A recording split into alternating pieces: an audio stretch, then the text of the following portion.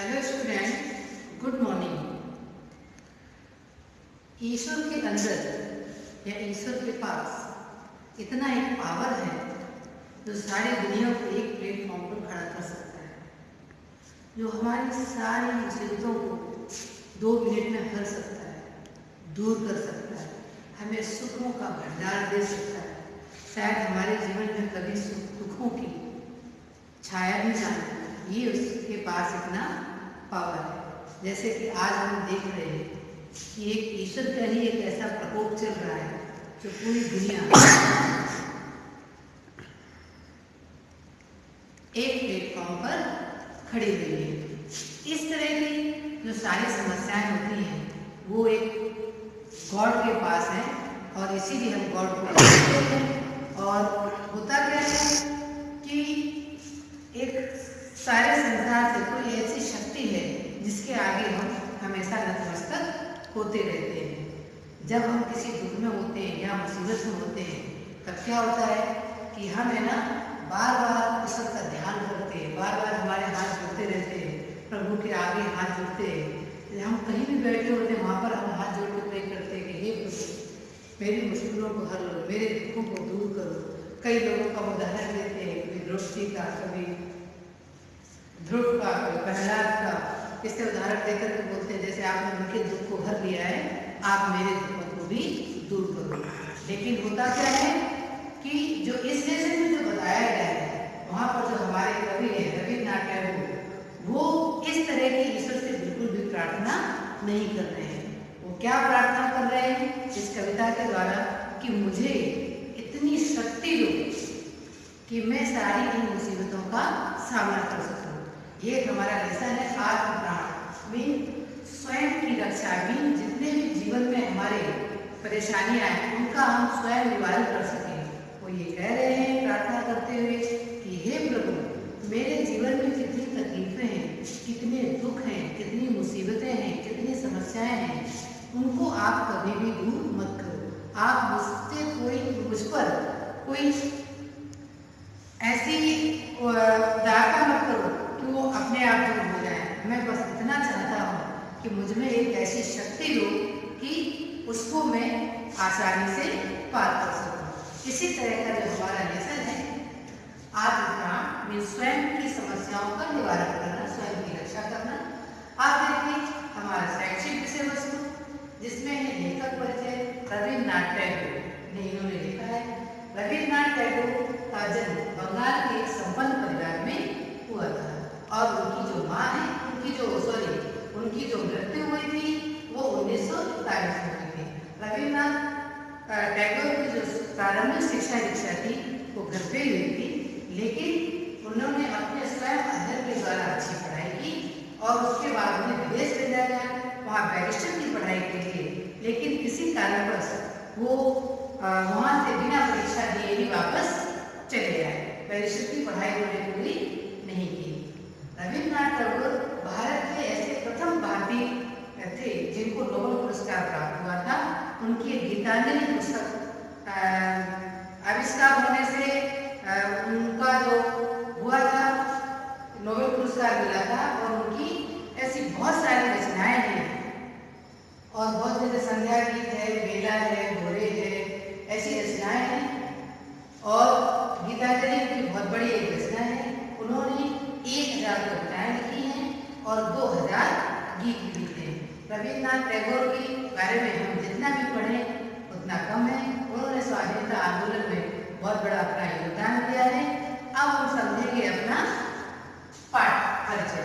पाठ परिचय में आपको मैं बताना चाहूंगी कि जब कोई भी तैराक पानी में तैरने की इच्छा रखता है या तैराक बनना चाहता है तब उसका जो कोच है, जो उसका शिक्षक है, वो क्या करता है, उसको तैरना सिखा सकता है, उसके आसपास रह सकता है और उसे वो पानी में उतार सकता है। लेकिन तैरने के लिए जो तैराक है उसे खुद के हाथ पैर चलाने पड़ेंगे।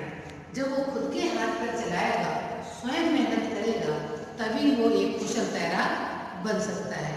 उसी तरह जब आप लोग या हम लोग जब कोई परीक्षा देने जाते हैं, कोई इंटरव्यू देने जाते हैं या और कोई ऐसा काम कठिन काम करने के लिए हम जाते हैं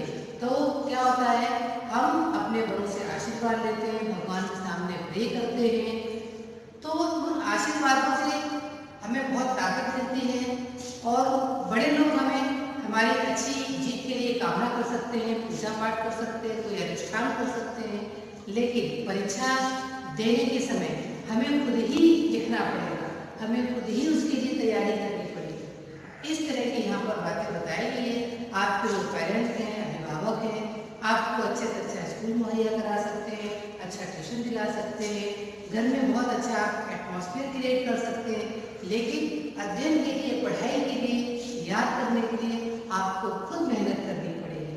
जब तक हम स्वयं मेहनत नहीं करेंगे तब तक हम अपने लक्ष्य को प्राप्त नहीं कर सकते। उसी प्रकार जब दो पहलवान कुश्ती लड़ते हैं, जो क्रिकेटर होते हैं मैदान में क्रिकेट खेलते हैं, और तीसरा फुटबॉल है या टेबल टेनिस है, जब ये प्लेयर मैदान में खेलते हैं तो जो इनके आसपास जो जनता होती है इनको चेयरअप करती है, इनको खूब उत्साह बढ़ाती है। लेकिन पहलवान को कुश्ती खुद लड़नी पड़ती है, क्रिकेटर को खुद रन बनाने पड़ते हैं, फुटबॉलर को खुद भागना पड़ता है, गोल करना पड़ता है। इसी तरह टेबल टेनिस है, ये सारी चीज़ों को, वॉलीबॉल को प्लेयर को खुद मेहनत करनी पड़ती है, खुद अभ्यास करना पड़ता है, तब वो अपने एम को प्राप्त कर सकता है। इस तरह से उन्होंने इस पाठ को समझाने की कोशिश की है। अब देखिए जो हमारा है प्रभु के प्रति अटूट विश्वास, यहाँ ये बताना चाहते हैं कि मेरे जीवन में चाहे जितनी भी तकलीफें आए, चाहे जितनी भी दुख आए, लेकिन हे प्रभु मेरा आपके प्रति जो विश्वास है, जो मेरी आस्था है, वो बिल्कुल भी कम नहीं होनी चाहिए। उसके प्रति मैं हमेशा नतमस्तक रहूं। जिस तरह मेरे जीवन में जब दुख आते हैं तो मैं आपका नमन करता हूँ, आपसे शक्तियाँ मांगता हूँ कि मुझे इतनी शक्ति दो कि मैं उनको अच्छे से पार कर सकूं। मुझे कोई सांत्वना नहीं दे तो कोई बात नहीं है, लेकिन मैं ऐसा नहीं चाहता हूँ कि आप मेरे दुखों को हर लें। मैं ऐसा चाहता हूँ कि मेरे अंदर इतनी शक्ति हो कि मैं उनको आसानी से सहन कर सकूं और उन पर विजय प्राप्त कर सकूं। इस तरह की वो कामना करते हैं और इस तरह से बोलते हैं कि मैं अपनी परिस्थितियों पर नियंत्रण कर सकूं, किसी के आगे हाथ न फैलाऊं। अब देखिए दूसरा है आत्मविश्वासी व्यक्ति। जो व्यक्ति आत्मविश्वासी होते हैं, जब उनके ऊपर मुसीबतें आती हैं तो क्या है, डगमगाते नहीं। उन लोगों का ऐसा सोचना है कि जब हमारे पास सुख के दिन होते हैं तब भी हमें हमेशा ईश्वर के प्रति नतमस्तक होना चाहिए, आस्थावान होना चाहिए, क्योंकि जो सुख आए हैं वो भी उनकी ही कृपा से है, और जो हमारे पास दुख आए हैं वो हमारे एक जीवन की परीक्षा है, उसको भी हमें अच्छे से पार करना है। इस तरह के जो आत्मविश्वासी व्यक्ति होता है वो बिना डगमगाए, बिना किसी की सहायता लिए हुए हमेशा अपने जीवन पथ पर आगे बढ़ता है और अपने जीवन पर अपने लक्ष्य को प्राप्त करने के साथ साथ अपने देश की, अपने समाज की और अपने आसपास के लोगों की उन्नति का रास्ता भी खुलता हुआ चला जाता है और उसकी उन्नति का एक साधन भी बन जाता है। लोग उसका अनुसरण करते हैं, घबराते नहीं हैं।